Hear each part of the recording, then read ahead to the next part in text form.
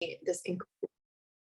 We're also recording this for my podcast. Hey, podcast peeps. So here we go. James just gifted me this incredible office, a space all of my own, and it has been amazing to receive it. And it's really, it's probably the biggest gift I've ever received from a partner or anyone, actually. So it's a great story of gifting. Yes. And how it came about was Megan's birthday, which is in January. And we've been traveling for 3 months and we'd only just gotten back to the country, and I hadn't really gotten her a gift. I had some ideas, but nothing.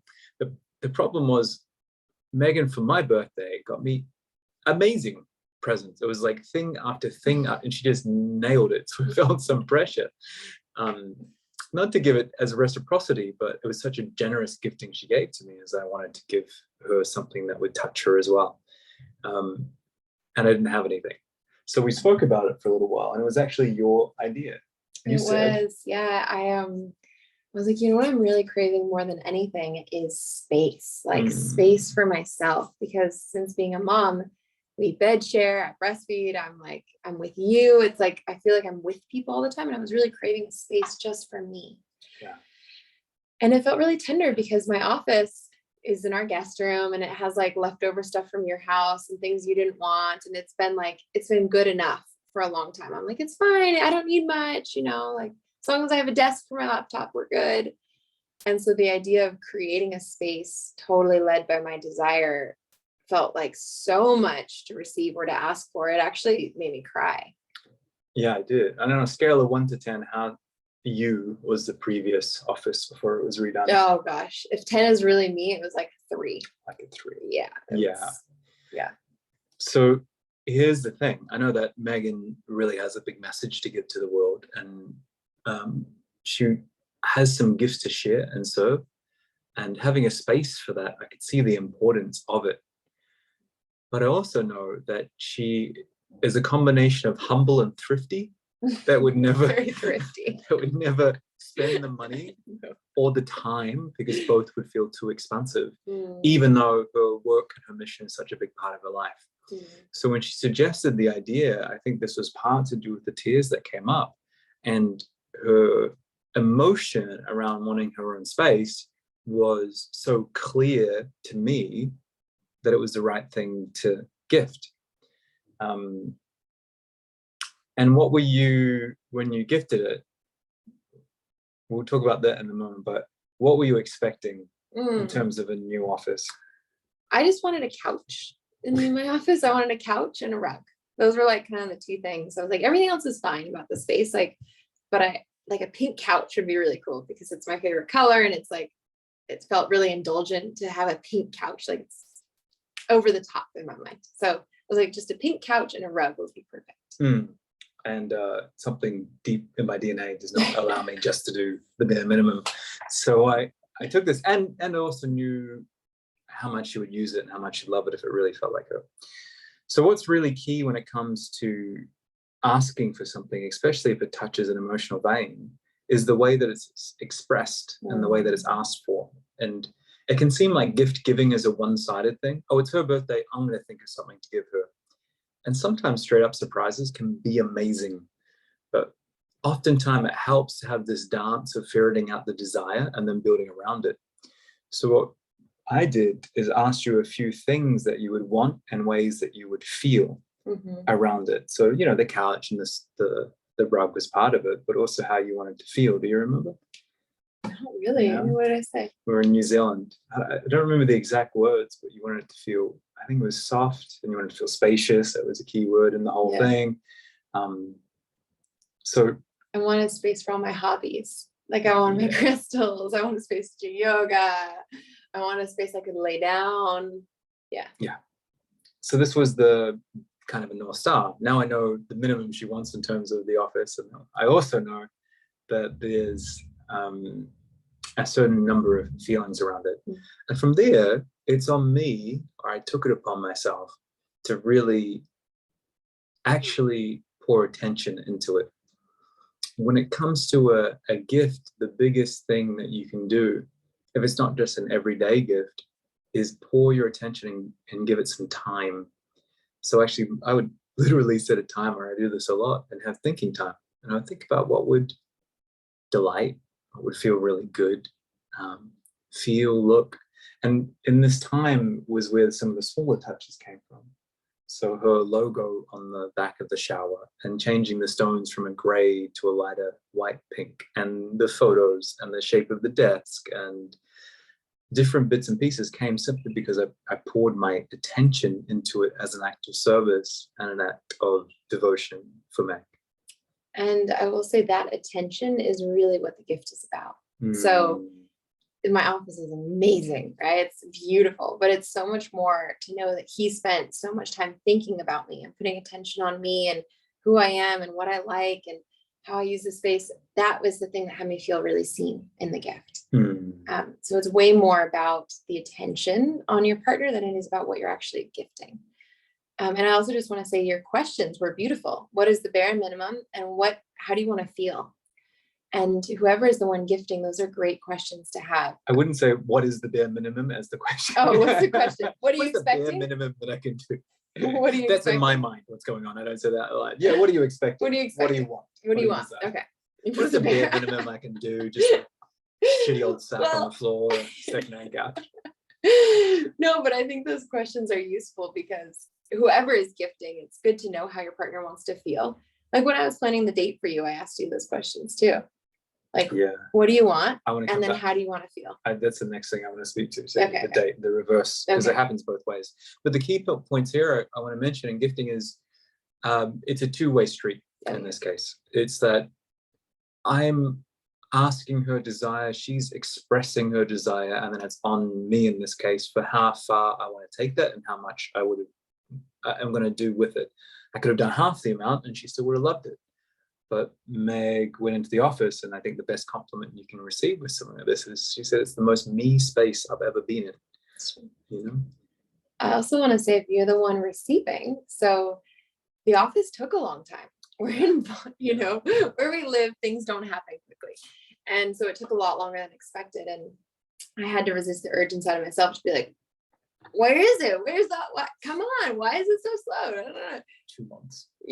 To like question or to push or to start to take on leadership. Like, oh, maybe you're not handling it. Maybe I need to take over. It requires a bit of trust. Yeah. Like I had to really trust and let go and be like, no, he's got it. And like, I can be patient. So if you're in the receptor, it's super important to let go, to share the desire, drop the how. Yeah, for sure. And I think now it's good to switch and give an analogy the other direction around with the date is what I was thinking. Oh, can we finish the office? Is there something else? Yeah. And then, so in the receiving of the office, like it was the most beautiful thing I've ever experienced, gifted. And we were both, I remember, so giddy to go down and see it. Like we were both really excited and nervous, which I think is a sign of a good present. Because it's like, it's vulnerable on both ends. It's vulnerable to receive and it's vulnerable to give.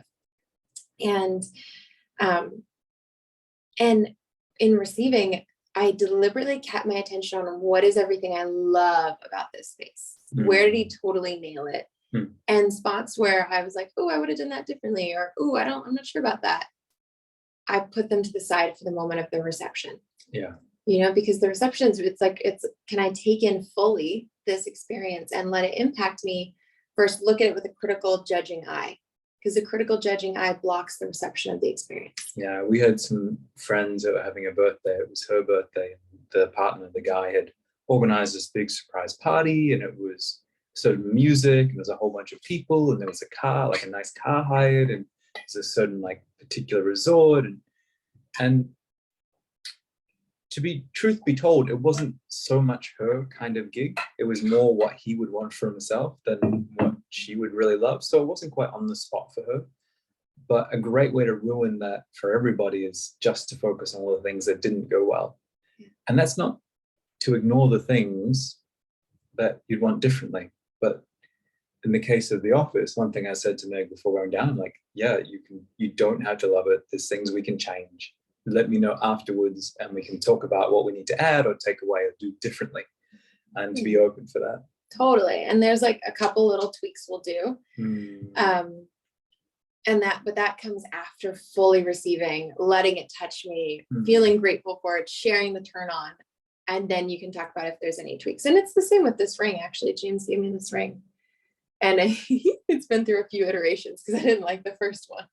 Yeah, Megan's a horrible poker face. So I gave her the first one. She's like, Thank you. Yeah. Okay. Yeah. Gifting the other way. Well, it's the same thing with the other way around.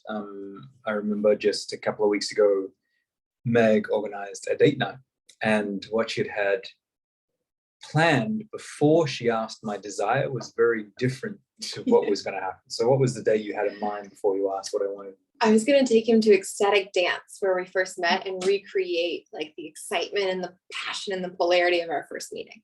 Right. And then she asked me what my desire was, and I said something like, I want something comfortable and casual and connecting. And cozy. And cozy. You're like, I want to feel cozy and casual.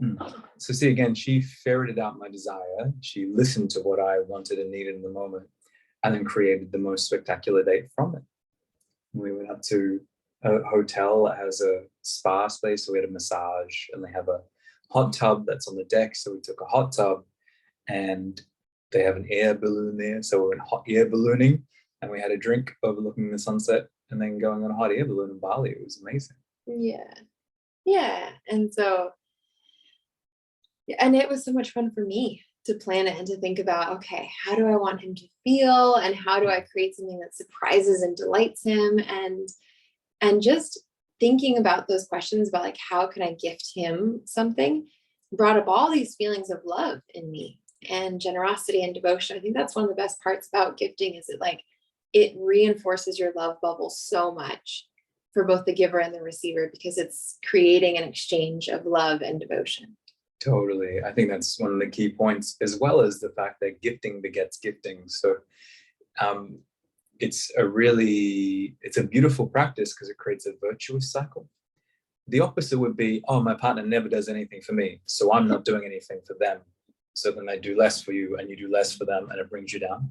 A victorious cycle is where Megan might do something like a spectacular date, and I feel so much love from it that spontaneously the next week or the next month, it naturally occurs to me to reciprocate or create something, not because I have to. There's no expectation of that, but it's because I want to. It's so much juice. And then that leads to her and that leads to me, and it builds both of us up. Yeah. So somebody has to start. Somebody has to start. Someone has to be generous. So let us know what you're getting from this. What are you noticing in these two stories that we just shared? What are you getting for yourself? Put it as a comment below. And also let us know what the most impactful gift you've received from your lover is. We'd love to hear. Be very curious. Yeah, be very sweet. It could be a date, it could be a thing, it could be a ring, it could be anything. Let us know. Yeah, and I think I may have seen I'm launching a group program and doors open in 2 days. Yay! And a big part of it is, how do you receive from your partner? How do you fully share your desires and then open to receive his brilliance? Because I think that is not a skill we're taught, and it's not a thing that many women have learned. And so they're unconsciously blocking his acts of devotion and what he wants to give her, and then feeling like, why don't you ever do anything nice for me? Yeah. Looking at what's wrong and what's missing.